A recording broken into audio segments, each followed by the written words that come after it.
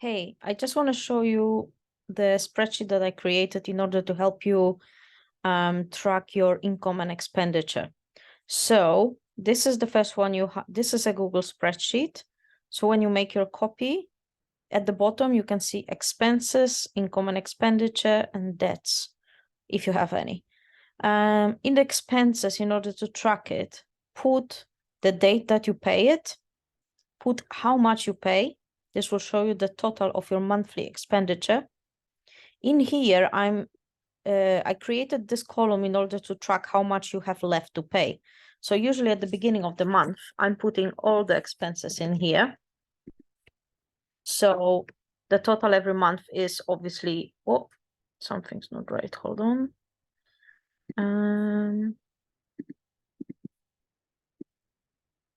Okay. Right. So if you at the beginning of the month, this should equal the same. But the moment you're tracking your account, your bank statement, and you paid something off already, I just make a dash in order to just cancel. So this is already paid.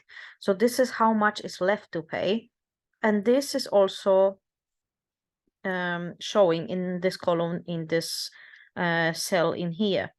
In here, if you have two bank accounts, which you should if you're running a business and you want to track both, you put how much money you have on each account. This will show the total. If you have an income that may come, let's say income from coaching or from other passive income, let's say you put another 100 on that month. So you know that this is this, but only put the income that you know you're going to get. So this will be the total income for that month. So income plus what you have left on the account, it will be reflected on how much you have to pay for your living expenses, and this is what you will have as a leftover.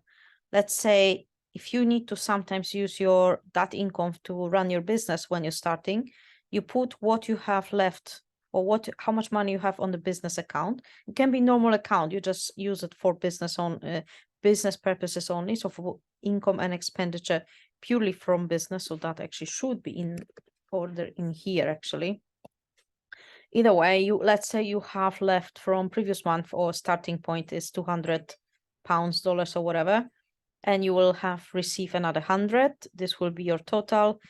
And the same goes for business expenses. So this is business expenses left to pay. So I just put something as a example. So for example, let's say you pay for a coach, let's say 100 a month. You already paid it. And so total business expenses is that much. So this is the total of your business expenses. This is how much you have left to pay. Let's say you already paid those, hence the dashes. This is the leftover total. You may also have a yearly business expenses. For domain or hosting, you only pay once a year, not every month. So that will reflect in here. So in here, it will be left over to pay for your business expenses, and this is how much you will have left to pay. This is your total living expenses and total business expenses. So total expenses that you need to consider when you comparing how much money you have left, how much money you need to have left in order to cover all your expenses is this much. If you're using one account for everything, this is good to have and know. Now the other spreadsheet is in here. And this is to help you track your expenses and know what's happening in your business. So let's say I put £1,000, but it can be any dollars or whatever. So I can actually change it to dollars. It doesn't matter. This is just to help you track, like this is how much you have, but you can leave it blank as well. So let's, for example, say in UK, the financial year starts from 6th of April and runs to 5th of April the following year. Hence, it starts from April, but the other countries, such as the rest in Europe, is actually, well, I don't know all the countries, but for example, in Spain is from January till end of year, so till the 31st of December. Either way, you put how much money you're receiving every month from your job, from your business, if you have any investment, money coming in, etc. This will show you a total how much money you earn every single month. This will show you if you're tracking your expenses, how much you paid. Let's say I'm usually rounding it up, but you should be precise and keep saving all the expenses in separate folders for each year, for each month. 159. This is a typical expenses that, for example, I have. I'm gonna delete this one for now. Okay, get response, email marketing, funnel tool. Let's say that can vary because if you, let's say if you're operating in British pounds and you pay expenses in dollars, you can put the amount in dollars here and then here how much you pay in pounds. Because if you're doing your accounts in your currency, put your currency, how much you actually paying, but how much does it cost in dollars. You usually will pay on the same date. So the currency exchange may vary. So you always put your own currency in here, while here you can keep track of the original payment. So for example, HBA funnel builder, I believe it's $25, but in pounds it's 21.70. Currently it's, I believe, $15. So that can also vary, but let's say it is that much, and I'm gonna delete that one as well. Anyway, so you may also pay for Zoom. Zoom is around 15, right? And so those expenses, most of the expenses will repeat itself every single month, okay? So I'm just gonna, I don't know why is it not, yeah, there it is. So interval below. So the total of expenses each month is actually on top, okay? So this will show you like how much you actually made in total income from your job and business, but eventually will be just business, for example. You should actually separate business from your normal business from life income, basically, to know. So let's say this is business number 1. Okay, business number 2, if you have 2. But generally, if you have a job and income and you are not registered yet, that will be together. So you know if you're in profit. So now in order to know whether you're in profit or loss, you're basically adding those up. Okay, so for example, sorry, hold on. This is minus.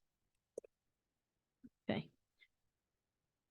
So your income minus the expense will be your total profit. So that's how you can actually track it. If I do this, it will copy the same formula. So you can see how much profit you're making every month. And then, right, once you do this, what happened here? 10,000. Okay, there you go. Right, so if I repeat those, I'm not gonna put it in the blue. Okay, so for example, this will show you the indication of how much profit how much you earned, how much are your expenses, and how much is your profit. Obviously, that doesn't calculate your living expenses because those are treated separately. So either way, when you're doing business tracking, you're not counting your living expenses as a part of the business. That's why it is important to separate it. So total income per year would be all of those every single month you added, how much you earned, all the expenses in your business through the whole year. This will be the total.